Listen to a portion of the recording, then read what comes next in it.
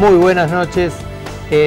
Nos juntamos para una nueva producción de Mirada Sur, este programa de un panorama internacional de noticias con lo que acontece mirado desde el sur, con nuestra formación alternativa, porque Mariano Sarabia, nuestro conductor habitual, sigue de viaje, trabajando de periodista en cuestiones internacionales, pero con la siempre buena compañía de Pau Candy. ¿Cómo estás, Pau? Muchas gracias, muy bien. Esperamos en el programa de hoy podernos comunicar justamente con Mariano, que está en Estados Unidos, estuvo por Vietnam, y que nos cuente un poco cómo ve hoy él todo lo que está pasando, ¿no? Esta semana tremenda que hemos tenido. Bueno, en una semana en la que hemos tomado la decisión de hacer un programa especial por entero dedicado a la cuestión de los atentados de Francia y todas las derivaciones y ramificaciones que el tema tiene, que sin duda no son pocas. Queremos saludar no solamente a la audiencia habitual de CBA 24N, donde se produce y está todo el equipo de trabajo de este programa, sino también a 360 TV y al canal Acequia en Mendoza. Y si te parece, Pau, para empezar este programa especial, a donde tendremos analistas para ver el tema, tenemos ya en el estudio al cónsul sirio para conversar de las derivaciones de la situación. Me parece que lo primero es un pequeño resumen exactamente de cuáles fueron los sucesos que en Francia dispararon los sucesos que vamos a comentar hoy. Entonces, si te parece bien, vemos el primer informe, que es un resumen de qué fue exactamente lo que ocurrió en París. 10 meses después de los atentados de enero, el terrorismo ha vuelto a golpear París con una cadena de atentados en 7 localizaciones diferentes, en los alrededores del Estadio de Francia y en el centro y norte de la ciudad. Un testigo cuenta que escuchó 2 explosiones cerca del estadio a los 25 minutos del inicio del partido amistoso que jugaban las selecciones de Francia y Alemania. Al partido asistía el presidente François Hollande, que ha sido evacuado para ponerse al frente del gabinete de crisis en el Ministerio del Interior. La gente ha entrado en pánico, pero la policía ha controlado la situación, dice este joven. Casi simultáneamente, en el distrito 10, un hombre armado con un Kalashnikov ha disparado contra los clientes que cenaban en la terraza del restaurante Petit Cambodge. Otro tiroteo ha dejado varias víctimas mortales en el bar Carillon, mientras un poco más al este los terroristas ensangrentaban la calle Charon y el centro comercial de Les Halles. Lo peor en Bataclan, una conocida sala de fiestas en el centro de la capital francesa. Los testigos oyeron 5 explosiones en el ataque inicial. Los terroristas tomaron a los supervivientes como rehenes hasta que la policía ha tomado la sala al asalto para frenar la masacre, matando al menos a 3 de los atacantes. Además, varios de los terroristas se habrían inmolado en las explosiones junto al estadio. Decenas de agentes y fuerzas especiales se han desplegado por toda la ciudad. Se ha establecido un perímetro de seguridad en torno a las zonas afectadas. El presidente Hollande ha pedido refuerzos militares para evitar nuevos atentados en París. Por supuesto, la situación es muy dinámica. Entre que uno elabora el informe y selecciona los contenidos, ocurren novedades.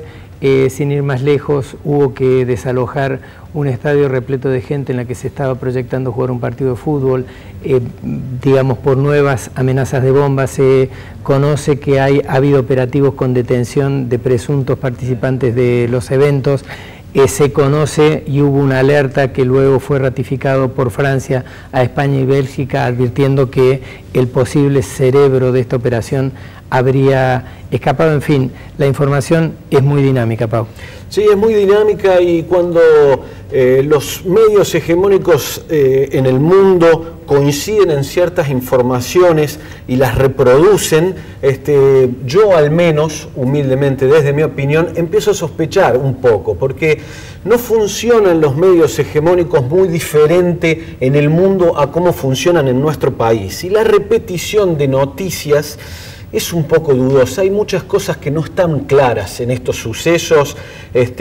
Hoy veíamos al presidente Putin afirmar lo que en programas anteriores dudábamos, ellos mismos no tenían certezas de que evidentemente fue un atentado, el avión que dejó más de 200 muertos rusos en Egipto, y que tenía que ver también con el otro atentado que hubo en el Líbano, que también fue adjudicado al Estado Islámico. Digo, Estado Islámico es un término que no me gusta mucho usar, bueno, ¿no? Vamos a tratar, Pau, hoy de avanzar sobre estas cuestiones, de ir clarificando. La verdad que es mucha la información que se produce y por supuesto como represalia inmediata, a pesar de que Francia ya estaba involucrada en ataques sobre ciudades sirias, contestó con un bombardeo, con una serie de bombardeos que están resumidos en el siguiente informe. Lo vemos. ¡Allahu Akbar!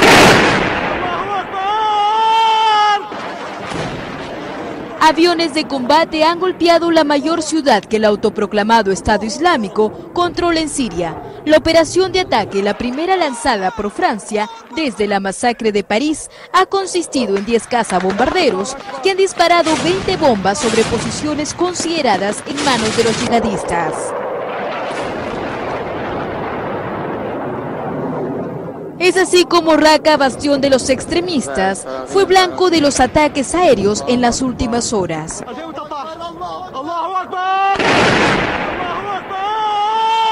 Francia integra la coalición liderada por Washington y bombardea desde junio del 2014 posiciones de los sunitas radicales. El ataque, según medios franceses, ha sido realizado de manera coordinada con el ejército estadounidense. Horas antes, el primer ministro francés Manuel Valls aseguró que el contraataque de Francia se situará al mismo nivel que los atentados terroristas de París.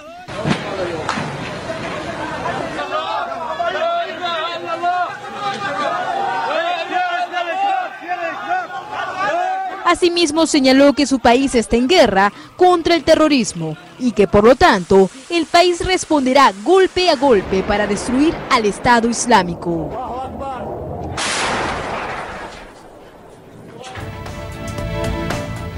Bueno, hay allí una serie de afirmaciones como que ese nivel de bombardeos es responder a la misma escala que el ataque en París. En fin, hay muchas cosas para comentar, pero ya estamos, Pau, conectados con Mariano Sarabia, que está en línea directamente desde Estados Unidos. ¿Nos escuchás, Mariano? Buenas noches. Hola, Amadeo, Pau, ¿cómo andan? Un abrazo. Estoy en San Francisco. En este momento son las 6 menos cuarto de la tarde, 5 horas menos. Y realmente, bueno, obviamente como todo el mundo está Estados Unidos conmocionado por lo que pasó el viernes en Francia. Todos los edificios públicos están iluminados con los colores azul, blanco y rojo y realmente los medios de comunicación no hablan de otra cosa que de esto. Pero más allá de lo que se ve y lo que se dice y los golpes en el pecho, coincido con los análisis de ustedes, que hay otra vuelta de tuerca que podemos hacer en el análisis, ¿no? Bueno, Mariano, aprovechando que tú estás allí, realmente por lo pronto es interesante tener una imagen de cómo se está procesando el hecho en Estados Unidos. Mira, lo primero que te podría decir es que Barack Obama ha quedado muy mal parado, realmente ha hecho prácticamente el ridículo. El viernes antes de los atentados en París, Barack Obama había hecho declaraciones públicas diciendo que el Estado Islámico no había avanzado, que estaba estancado, que no tenía movimientos recientes y a las horas vienen estos atentados.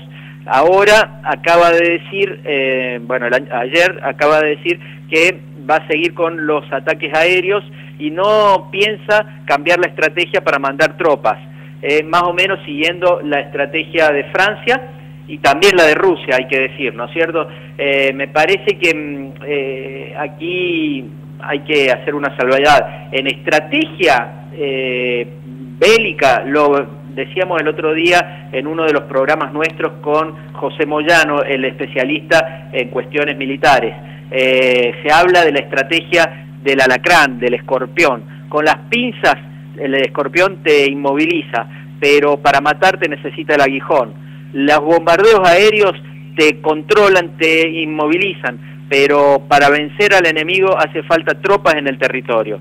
Y por eso el Estado Islámico se le ríe en la cara a Estados Unidos y me parece que si es así como vienen diciendo, va para largo esto, ¿eh? Y Mariano, ¿se hace alguna autocrítica desde los medios de Estados Unidos o desde algún vocero del gobierno, teniendo en cuenta las declaraciones, por ejemplo, de la secretaria de Estado, Hillary Clinton, que había admitido que ellos habían armado, entrenado y financiado mal a los llamados rebeldes sirios y que esto había ocasionado el surgimiento del Estado Islámico? Mira, Pau, esas declaraciones quedaron allá lejos y en el tiempo y ya nadie las recuerda. Aquí haría falta algunos programas de archivo Mirada como Sur. TBR, Mirada Sur, 678, etcétera.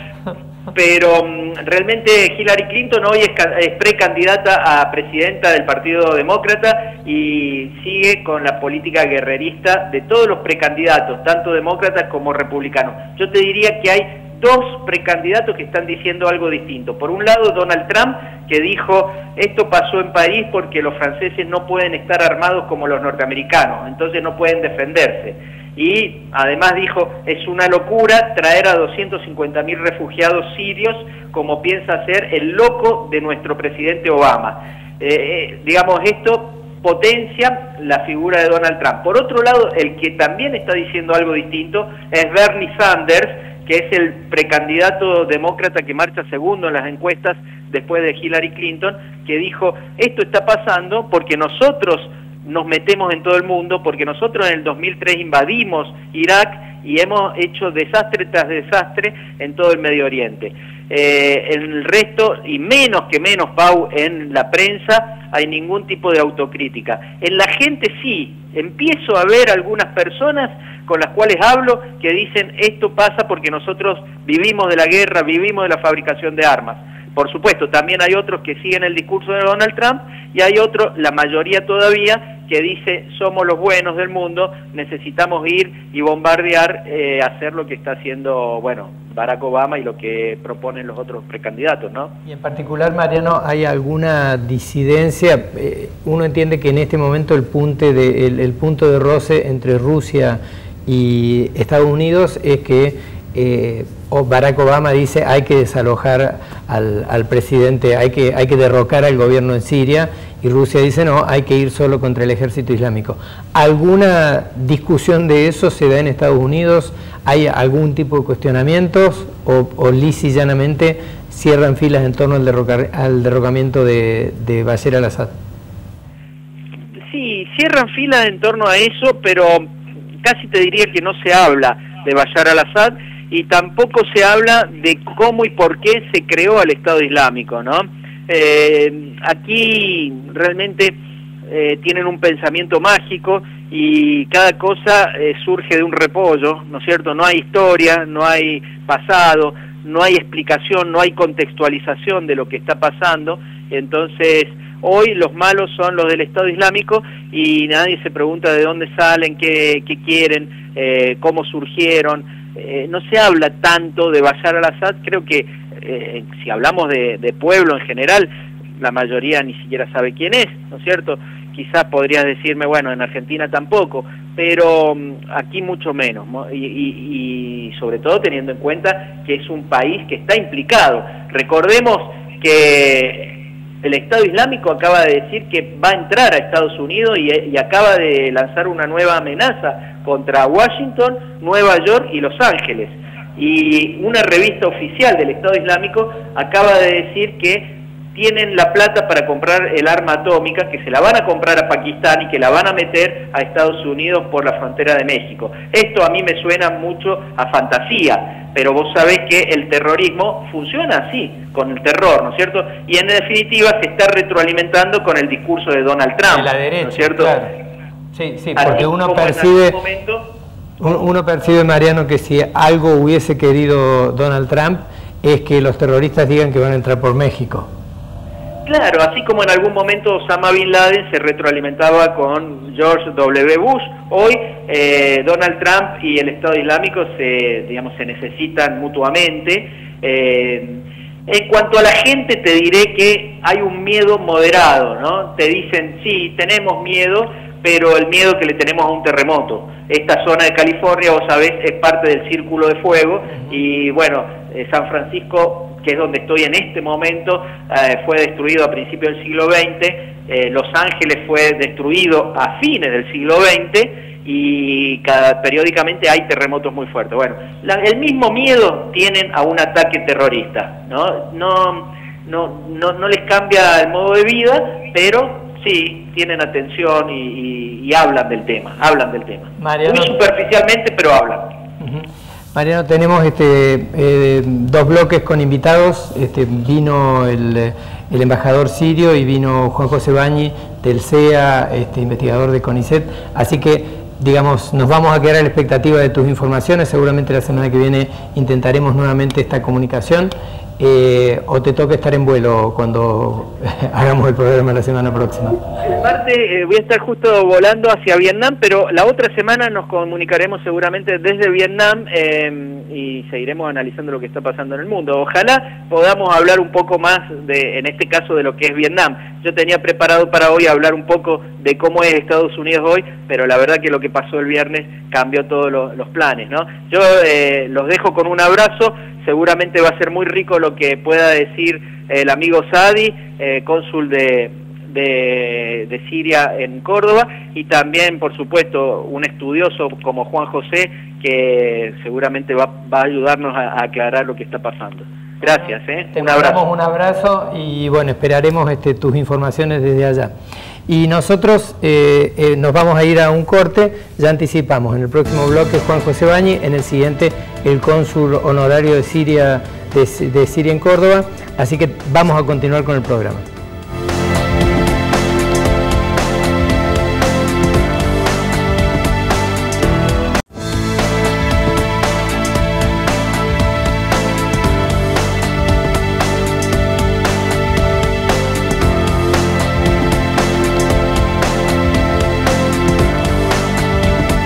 Más Mirada Sur, recién nos comunicamos con Mariano Sarabia desde Estados Unidos con las impresiones en Estados Unidos en este programa especial que hemos decidido dedicarle específicamente a la situación que se generó en Francia con los atentados de la semana pasada. Nos acompaña Juan José Bañi, lo voy a leer para no equivocarme, es docente investigador del CEA, el Centro de Estudios Avanzados de la Universidad Nacional de Córdoba, y del Centro de Investigaciones sobre Cultura y Sociedad, que depende de CONICET y de la Universidad Nacional de Córdoba. Es especialista en temáticas del mundo árabe e islámico y nos pareció oportuno para poder conversar. Muy buenas noches, Juan José, y muchísimas gracias por venir. Gracias a ustedes por la invitación.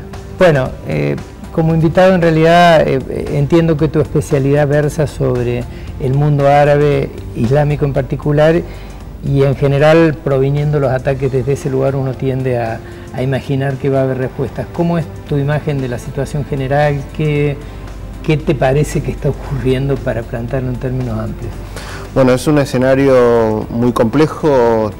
Tenemos un escenario en el propio escenario de la región, del mundo árabe, que es, digamos, sobre todo la problemática siria, pero que se extiende en general a toda la región, y eventualmente lo que está pasando hoy con los atentados, que es, digamos, un escenario localizado, pero que es un escenario más de la estrategia de ISIS en esta cadena que, como ustedes señalaban anteriormente, viene encadenado con el ataque al avión egipcio y luego el atentado en el sur de Beirut con la población Hay una chiita, forma, ¿no? corta, Juan José, para los que conocemos menos, ¿hay una forma corta de explicar qué es ISIS?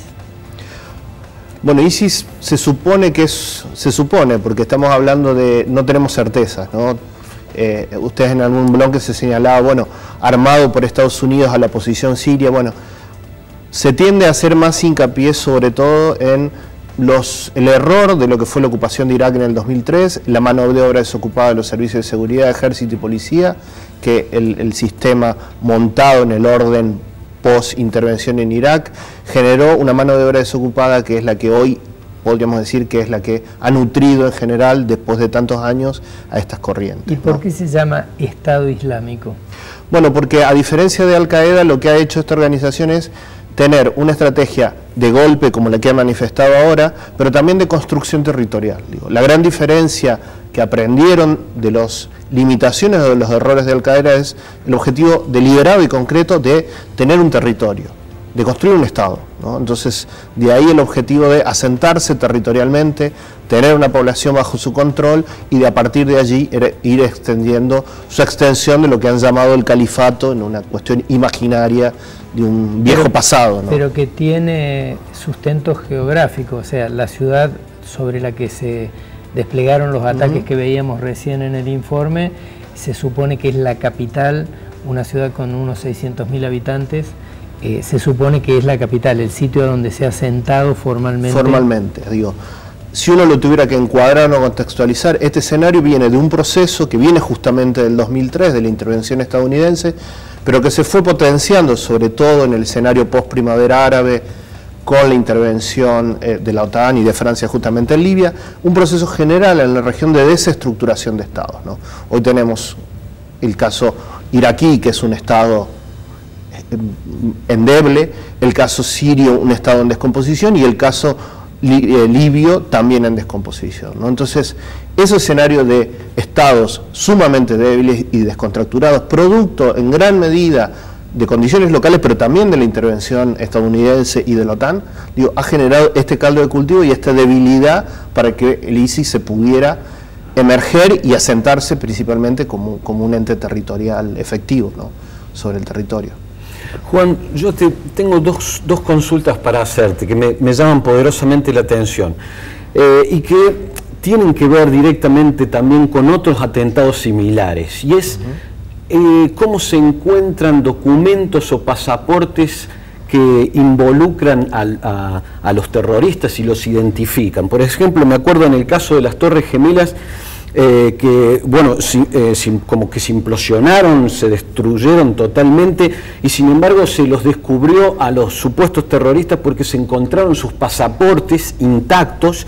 Lo mismo pasó en el caso de Charlie Hebdo, o sea, un terrorista va, comete un atentado y deja el documento en el auto antes de huir, y ahora pasó lo mismo, y justo el documento que se encontró en esta ocasión era de, teóricamente, un refugiado sirio que había entrado a través de Grecia, el camino que están llevando todos los refugiados sirios, y que hace que, por ejemplo, toda la derecha de Europa esté diciendo paremos el flujo de inmigrantes.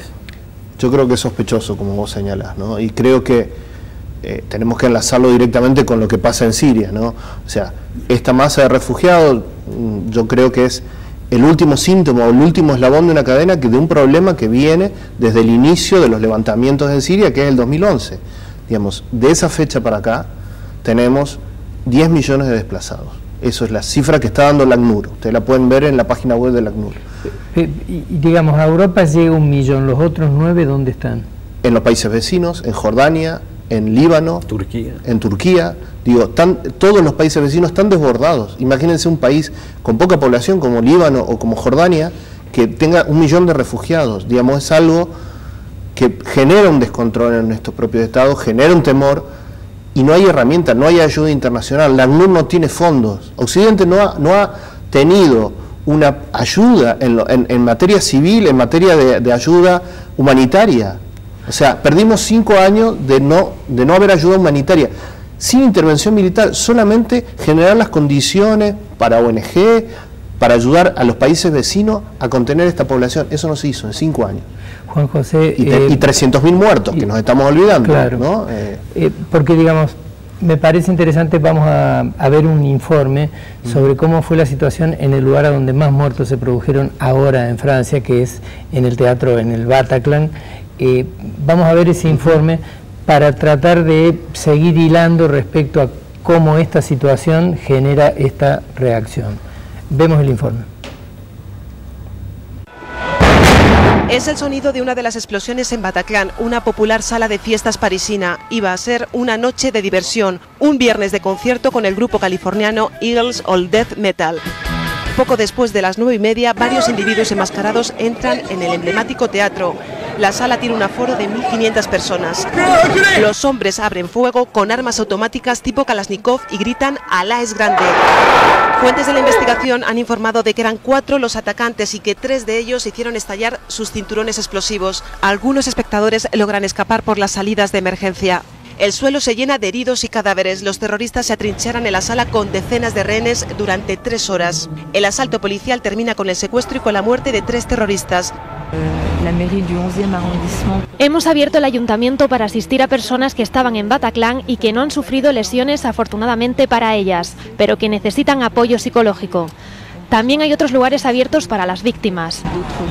La policía asegura que solo en Bataclan unas 100 personas han perdido la vida. Entre los heridos figura un ciudadano español. Bueno, figura un español, también 2 mexicanos de distintas nacionalidades, naturalmente, y lo cierto es que lo que no está claro es la nacionalidad de los atacantes, algunos de los cuales se detonaban, Juan José. Bueno, el problema de esta manifestación es, uno se pregunta por qué cometen esta locura, ¿no? En general, ¿cómo se llega hasta ahí? ¿Cómo se llega hasta esa instancia? Cuando se pensaba en Al-Qaeda y los que habían cometido, por ejemplo, los atentados de la Torre del 11S, se empezó a hablar de que eran sujetos absolutamente globalizados, ¿no? Que viajaban en avión, que estaban integrados a la cultura occidental, que eran sujetos absolutamente que podían pasar desapercibidos. En este caso pasa un poco lo mismo, ¿no? Pero ya se profundiza porque tenemos que pensar que se trata de la segunda generación de hijos de inmigrantes. Entonces, quizás haya que ver también el sistema de integración de las minorías en Francia, la marginalidad de estos grupos, ¿no? Las condiciones económicas que no nos estamos preguntando. Más en el tiempo, digo, el papel de Francia en el mundo árabe pasado y presente. Digo, Francia es una potencia que tiene una política deliberada en la región, que tiene sus intereses económicos, que vende armas a determinados actores. Digo, no es una potencia benigna, inmaculada. Y digo, también tiene su habría que presencia. Ver las condiciones en las que los familiares de estas personas viven en sus países de orígenes, porque muchos de ellos salen de Francia o salen de Europa, de distintos países, de Bélgica, de Inglaterra, van a Siria o van a otros países de la región y vuelven de allá adheridos adhiriendo a... Pero es un problema, no deja de ser un problema europeo, digo, es un problema que pasa en Europa, que pasa en las sociedades avanzadas para que determinadas personas tomen esta actitud nihilista, o sea, pero no es un problema importado de Oriente, digo. O sea, es un problema que nos pasa a la sociedad, ¿qué les pasa a las sociedades occidentales para que esto ocurra? Digo, esta es una pregunta, para mí sigue siendo una pregunta, digo, los psicólogos sociales, los sociólogos tendrán que trabajarlo, digo, porque ni los politólogos ni los analistas todavía le encontramos respuesta, pero que evidentemente no es un problema solamente de lo que está pasando en el escenario Oriente Medio, es algo que tiene que ver con lo que pasa en Europa también. Y por otro lado hay un factor preponderante ahí que sería larguísimo explicar, pero la falta de unión de los distintos pueblos árabes con respecto a esa diferencia histórica desde los inicios que hubo en el Islam entre sunitas y chiitas, que ha hecho que países como Arabia Saudita, como Qatar, se hayan involucrado financiando ciertos sectores, que la mayoría de los terroristas del Estado Islámico hayan entrado por Turquía, que no le interesa combatirlo al Estado Islámico, inclusive porque no quieren que los kurdos crezcan, etcétera, etcétera, que ha llevado esa división.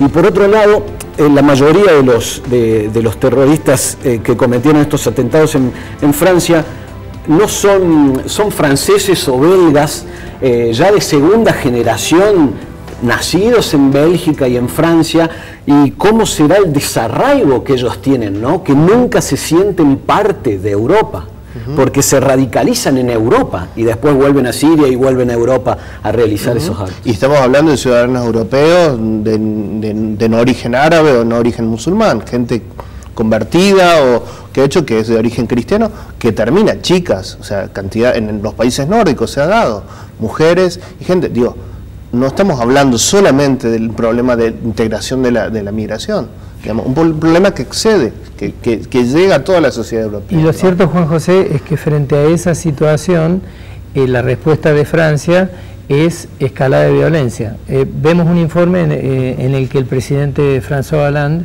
anticipa lo que se viene, dice estamos en guerra. Francia está en guerra, afirmó François Hollande en un durísimo discurso ante la Asamblea Nacional y el gabinete, al tiempo que llamó a la unidad de los franceses. Si bien que nous ne sommes pas engagés dans une guerre de civilisation, parce que ces assassins n'en représentent aucune. Nous sommes dans une guerre contre le terrorisme djihadiste qui menace le monde entier et pas seulement la France. El mandatario francés apeló al resto de los países, principalmente Estados Unidos y Rusia, a los que convocó a formar una alianza para combatir al grupo autodenominado Estado Islámico, que el pasado viernes 13 atacó en forma coordinada 6 puntos de París, dejando un saldo hasta el momento de 132 muertos y cientos de heridos. La nécessité de détruire Daesh constitue un sujet qui concerne toute la communauté internationale. J'ai donc demandé au Conseil de sécurité de se réunir dans les meilleurs délais pour adopter une résolution marquant cette volonté commune de lutter contre le terrorisme. El jefe de Estado galo agregó en coincidencia con el mandatario ruso Vladimir Putin que el presidente de Siria, Bashar al-Assad, no puede ser el objetivo del conflicto en Siria y enfatizó que el enemigo debe ser el Estado Islámico. Esta postura lo distancia de su par Barack Obama, quien insiste en que un objetivo primario en Siria es el derrocamiento de al-Assad. Durante su mensaje, Hollande informó que su país intensificará sus acciones militares en Siria. Precisamente desde el sábado, cazas de la Fuerza Aérea Francesa lanzaron un bombardeo masivo sobre Raqqa, la capital del autoproclamado Califato del Daesh o Estado Islámico. Fueron más de 20 bombardeos. Por otra parte, Hollande solicitó la extensión por 3 meses del estado de emergencia, que incluye el retiro de la nacionalidad francesa a los condenados por ataques, así como la expulsión de personas que sean consideradas como amenaza a la seguridad nacional. Mientras tanto, la policía belga detuvo a 7 sospechosos, de los cuales 2 fueron formalmente acusados de dirigir un atentado terrorista. En Francia, en tanto, ya hay 23 detenidos. Este lunes, la prensa divulgó que una de las personas claves en los ataques es Abdelhamid Abaoud, quien logró huir a Siria. Bueno, cómo se parecen mucho los discursos de la izquierda y la derecha en Europa cuando pasan estas cosas, ¿no? Si hubiese que tener una esperanza de solución a este conflicto, Juan, ¿por dónde crees que puede ir? Bueno, primero que la respuesta no es necesariamente una respuesta militar, ¿no? A mí me recuerda un poco el escenario de Bush 2003, la actitud de Hollande, ¿no? La respuesta pasa primero por tratar de recomponer Siria de alguna manera. Yo no soy un defensor del régimen de Bashar al-Assad, creo que es un régimen autocrático, pero creo que en este contexto es un mal menor. Y digo, lo que habría que pensar, y creo que la oferta rusa, la propuesta rusa, tarde o temprano Estados Unidos la va a valorar, creo que no lo puede admitir explícitamente, pero es el único camino de transición, aunque quizás no sea el más justo, de pensar en un futuro a corto plazo con la figura de Bashar al-Assad y tratar de mantener y llegar a la pacificación. Digo, en cualquier caso, uno entiende que en este tipo de situaciones la respuesta militar no es la más apropiada, no es la más apropiada, y uno no prefiere alcanza la respuesta política, digamos, si hay militarismo sin política, sin sustento atrás, difícilmente. Y sin que otras potencias regionales intervengan, porque no solo es Occidente, Estados Unidos o Rusia, ¿no? Como vos señalabas, ha sido muy dañina la actuación de Arabia Saudí y de Qatar en este escenario, ¿no? Juan José, la verdad que siempre nos falta tiempo, pero de cualquier modo te agradecemos muchísimo que hayas venido y seguramente vamos a tener oportunidad de este y otros temas de volver a convocarte. Muchas gracias. Nosotros tenemos pendiente, nos está esperando el cónsul sirio para continuar conversando sobre el tema con otra mirada, pero siempre con mirada desde el sur. Nos vamos al corte y volvemos en unos minutos.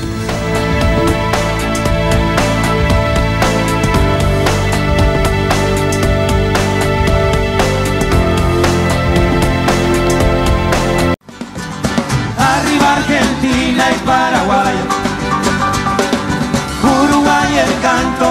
Brasil. Tal como habíamos anticipado, está con nosotros Abdallah Saadi, cónsul honorario de Siria en Córdoba, para Córdoba, La Rioja y Catamarca. Tal cual. Bueno, le agradecemos en primer lugar muchísimo que haya venido, la verdad que nos gusta poder presentar las distintas miradas sobre estas cuestiones, y lo que está ocurriendo en este momento amerita tener todas las miradas.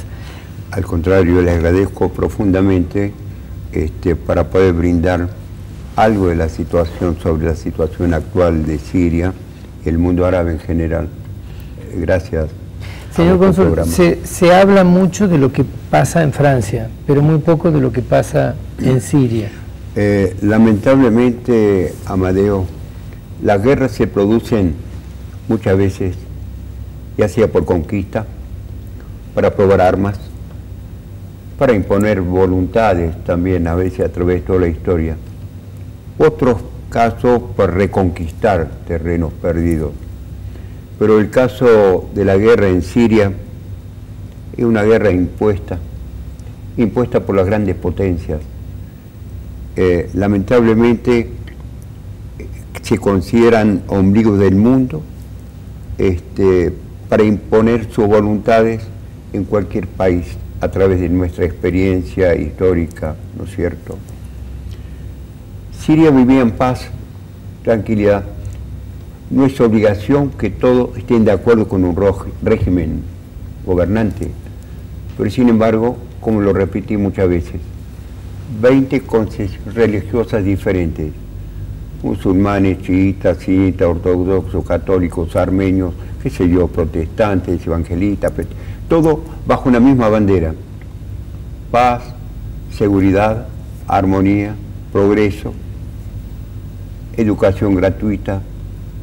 No vengo a hacer publicidad de un régimen gobernante, sino esa es la realidad de Siria. ¿Qué es lo que ocurría en Siria antes de las intervenciones? Precisamente es una introducción de saber lo que no se explica, el por qué. Como hoy un colega usted me preguntó, ¿y por qué Siria? Y bueno, es Irak. Este es un programa sobre Siria, Francia, etcétera, pero si analizamos las consecuencias y los antecedentes, Irak fue invadido, destruido, 1.500.000 muertos, de una cultura de 5.000 años, y Irak hoy está reducido prácticamente su economía, su situación política, desastroso. Libia, tampoco soy defensor de Gaddafi, me tocó la suerte de conocerlo, de compartir, y algún diplomático libio me dice, si nosotros no tuviéramos riqueza, nadie se acuerda de nosotros. Y es así.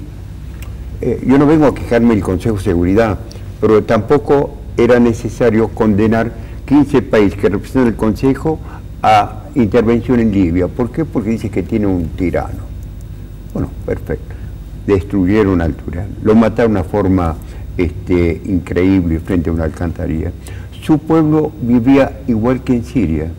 A mí me tocó estar 15 días en Trípoli, Benghazi, etcétera, enseñanza gratuita. Una persona que contraía matrimonio prácticamente son $50.000 para compra de su casa. Petróleo a razón litro de combustible, no petróleo, combustible, 12 centavos de dólares. Un libio enfermo sin posibilidad de ser atendido era enviado a un país europeo con $2.500 por día de gasto. Bueno, resulta que los omnipotentes resolvieron atacar. Cuando era necesario, Gaddafi, para Francia, Italia, Estados Unidos, Alemania, para frenar el ingreso de refugiados de la el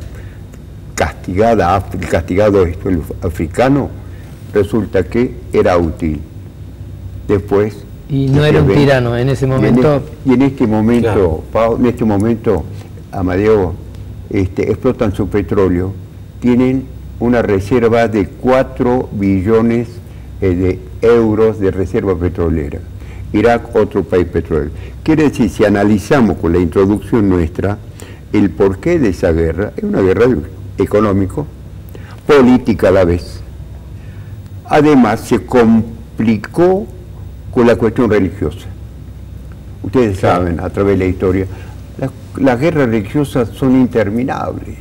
Parece que el ser humano, a pesar de las doctrinas que estoy, porque todas las doctrinas, musulmanes, cristianas, judías, etcétera, en su esencia, paz, amor, tranquilidad, comprensión, tolerancia, prudencia, etcétera, todas esas virtudes pero lamentablemente cuando se enfrentan, están las consecuencias, lo que sucede en este momento en nuestra querida República Árabe Siria. Abdallah, ¿usted profesa la religión musulmana? No, nosotros somos cristianos sirianos ortodoxos, es decir, nuestra iglesia data de los primeros albores del cristianismo. Antioquía, que hoy cuando nosotros hablamos de patriarca de la iglesia ortodoxa de Antioquía y todo Oriente, que lamentablemente también, si nosotros nos ponemos a analizar la historia, nuestros vecinos otomanos se apoderaron de la provincia de Siria, que es Alejandría, cuya capital es Antioquía. Y en Antioquía precisamente fue la primera vez que se denominaron a los apóstoles cristianos. Así que la base del cristianismo fue precisamente allí, y que Turquía, que hoy también contribuye en gran medida para la destrucción de Siria, porque permite a través de su frontera el ingreso de los terroristas del Estado Islámico. Turquía es el principal aliado tanto de Europa como de Estados Unidos. Bueno, porque ahí hay muchas cosas que explicar. ¿Cómo puede financiarse esta organización, este Estado, vendiendo el petróleo? A alguien le compra el petróleo transita por algún lugar, o sea que ahí hay cosas para preguntarse. Pero en el caso particular de Siria, usted, ¿qué imagen, por qué el Estado Islámico se asienta en Siria y no en otros países de la región? El Estado Islámico, estimado Amadeo, se asienta en Siria precisamente, ya lo reconoció la señora Clinton.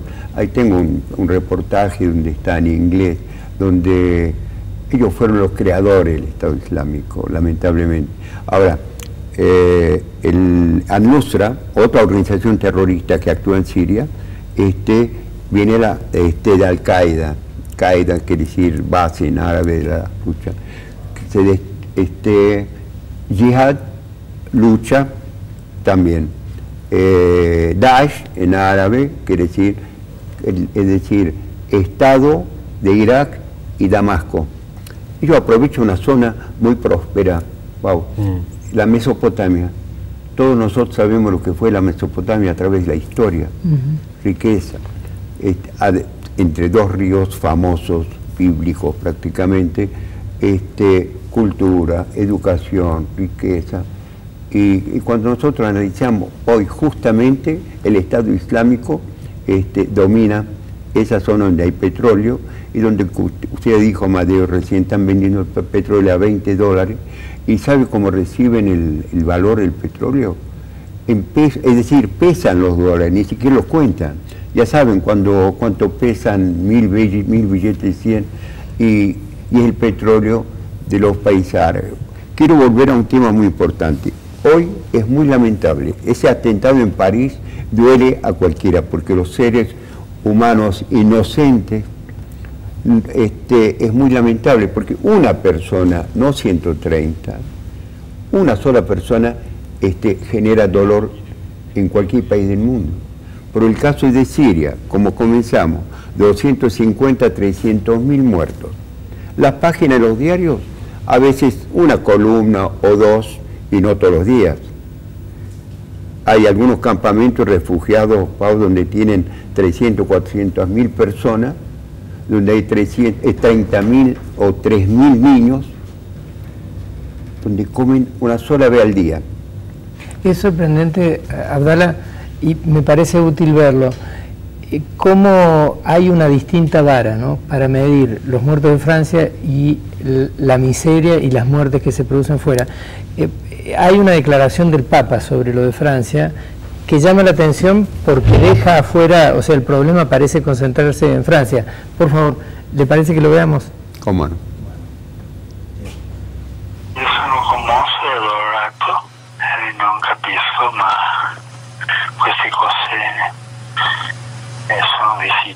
capire, fatte da esseri umani, e per questo sono commosso, onorato e prego. Sono tanto vicino al popolo francese tanto amato, sono vicino ai familiari delle vittime e prego per tutti loro. Lei ha parlato tante volte di una terza guerra mondiale a pezzi. Sì, questo è un pezzo. Non ci sono giustificazioni per queste cose. Soprattutto non ci può essere una giustificazione religiosa. No, la religiosa è umana. Questo non è umano. E per questo sono vicino a tutti che soffrono e a tutta la Francia, che la voglio tanto bene. Abdallah, es muy extenso, usted lo decía recién, el Estado Islámico, inclusive yo leía a Robert Freeman, un historiador que hablaba que sí, que surgió como un desprendimiento de Al Qaeda, y ya sabemos además, porque son archivos desclasificados de Estados Unidos, que Al Qaeda nació en Afganistán en 1979, formada por la CIA para luchar contra la Unión Soviética en la famosa Guerra Fría, que ahora parece haber resurgido. Hay muchos países involucrados en esta situación de Siria, inclusive hay un conflicto del que no se habla mucho, pero tiene que ver, que es el de Yemen, ¿no? Hay una guerra ahora entre Arabia Saudita y los rebeldes hutíes que tomaron el control de Yemen, donde por un lado está Irán apoyando a los rebeldes hutíes y por el otro lado está Arabia Saudita, apuntados por todo el mundo como una terrible dictadura que sin embargo a los ojos de Occidente está todo bien, ¿no? En esa acostumbrada hipocresía que nos tienen. ¿Usted cuál cree que puede ser el camino a una solución profunda de este conflicto? Pau, tú dices, para la solución integral son las grandes potencias. No hay otra, porque la guerra en Siria, si llega a desatarse una guerra entre Arabia Saudita e Irán, puede significar el principio de una tercera guerra mundial, porque Estados Unidos seguramente va a defender a Arabia Saudita. Que hoy les comento algo nuevo. Cuando comenzó el ataque de Rusia a ISIS en Irak, en Siria y Irak, mandaron más de 500 terroristas de ISIS a Yemen por orden de Arabia Saudita. Es muy lamentable porque estaban actuando, matando, decapitando en Siria y ahora lo mandaron a Yemen. Por eso te decía al principio que las guerras religiosas no tienen fin. Nosotros sabemos a través de las cruzadas, a través de esta historia de las guerras religiosas, y eso no va a terminar fácil. Únicamente, le vuelvo a insistir, con madurez, con comprensión, con presión de las grandes potencias, se puede llegar a una paz. Queremos una paz duradera, una paz digna, una paz que no queremos la paz de la ceniza, la paz de los sepulcros, porque si hoy Siria, de 22 millones de habitantes, en este momento se le fueron 10 millones, que están, como dijimos, en campamentos de refugiados, padeciendo hambre, miseria, pánico, enfermedades, todo, bebiendo aguas contaminadas. Y como le decía recién, vuelvo a insistir un poco sin querer, y la prensa nada se ocupa. Y sin embargo, con el bombardeo de París, como si fuera otra clase. Claro. Sin duda, esa es la vara que tratamos de poner de manifiesto. Hay dos varas para medir la realidad, hay muertos que valen más que otros. Le agradecemos, señor cónsul, haber venido hasta aquí. Nosotros insistimos, aún en estos momentos tan duros, otro mundo es posible, hay que empezar a construirlo e intentamos desde aquí humildemente aportar a la discusión de ideas. Volveremos la semana que viene con más Mirada Sur, esperemos con mejores noticias que las de esta semana. Arriba Argentina y Paraguay, Uruguay el canto de Brasil.